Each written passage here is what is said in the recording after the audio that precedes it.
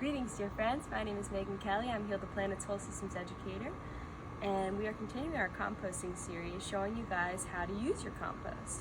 So say you've adopted one of our composting methods. You started composting in the backyard with your pile, you started vermicomposting in a bin on your patio, but now you want to grow a garden because here in the tropics we're moving into our growing season. We can grow year-round here, but this is the time where we start planting our annuals. So I'm going to show you guys today what to do. Today the moon is actually in a great sign for planting, so we're going to be planting an Everglades tomato, and we're outside of my grandma's house. So my grandma loves these tomatoes. Everglades tomatoes are a variety that has evolved with our place, so they grow really well here, really easily. And I've got a little starter from my nursery that has really grown quite big. So I'm going to dig a hole, and I want the hole to be about the depth of my container, maybe a little extra opening around the side so that way it's a little bit easier for roots to grow. And I'm planting this Everglades tomato beneath a jatropha tree because it likes to kind of trellis and sprawl onto things, so my hope is it'll kind of grow onto the tree and grow through there, and that way my gram can just walk outside and pick a couple tomatoes. So you can wet the hole before you plant, but here is our tomato plant. And to get a plant out of the container, I'm just going to kind of squeeze it from the side, and you can see that these roots are already pretty developed in here.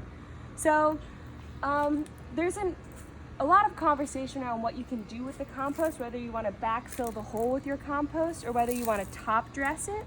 I personally just like to top dress it with the compost because sometimes a little too much fertility on the roots can shock the roots.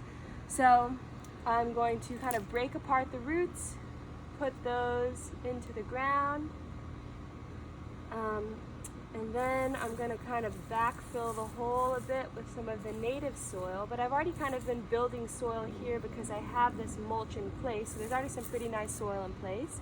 But then I'm going to take my compost right here from my compost pile, which you can see is kind of broken down, but I still have a couple of mulch and twigs and things. I'm going to kind of sprinkle it around the tomato, so that way it's slowly feeding from the surface. And then to lock that fertility in, I'm gonna go over that layer once again with some just straight up mulch, which, remember from our composting video, we're never buying mulch from the store. We're calling upon our local tree trimmers to get that free local mulch. So I'm backfilling in.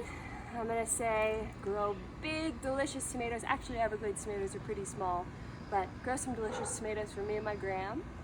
And then I'm going to water this plant in and kind of keep an eye on it for the next week or two. We're still kind of in the rainy season here, so we're getting some good rains, but anytime you plant something new, you want to just keep an eye on it. And that compost is going to feed the plant, help it to get a nice start, and maybe in a couple of weeks I'll give the tomato a little bit more compost based off of how it's growing. So that's one of the ways we can use our compost in our garden to grow tomatoes for our grandma and for anyone else who likes tomatoes. Happy composting, dear friends.